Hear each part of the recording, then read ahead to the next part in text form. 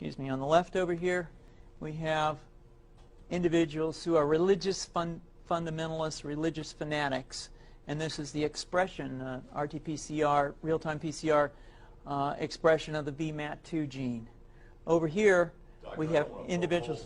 Let me complete. So over here, we have individuals who are not particularly fundamentalist, not particularly religious, and you can see there's a much reduced expression of this particular gene, the VMAT2 gene.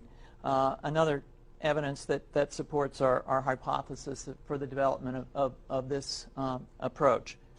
What you see here is by spreading this virus, we're going to eliminate individuals from donning on a bomb vest and going into a market and blowing up the market. So our hypothesis is that these are fanatical people, that they have overexpression of the VMAT2 gene, and that by vaccinating them against this, we'll eliminate this behavior. So we have some very, very remarkable data in this next slide.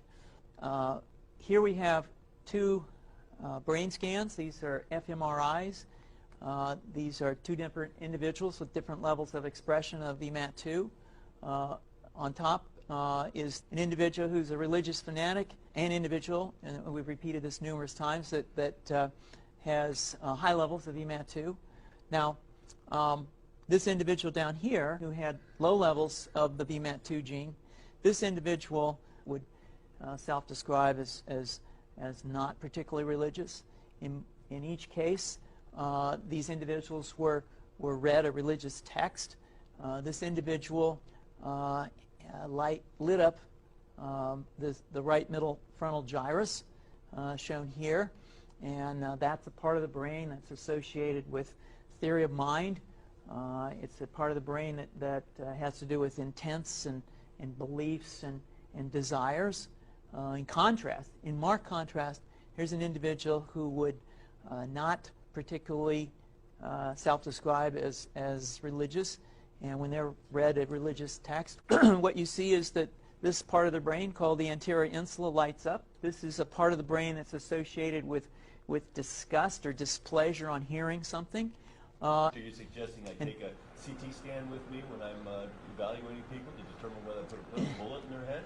So the data that I'm presenting here supports the concept that we're proposing, and I think that we would not propose to do CT scans or fMRIs on individuals out in the hinterlands of Afghanistan.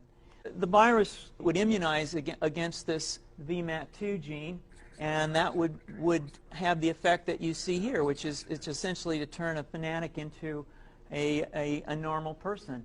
And we think that will have major effects in the Middle East. How would you suggest that this is going to be dispersed? Aerosol? Well, so the present plan and the tests that we've done so far have used respiratory viruses, such as flu or rhinoviruses, and we believe that that's a satisfactory way to get the exposure of the largest part of the population. Most of us, of course, have been exposed to both of those viruses, and we're quite confident that this will be a very successful approach. This is fascinating. What's the name of this proposal?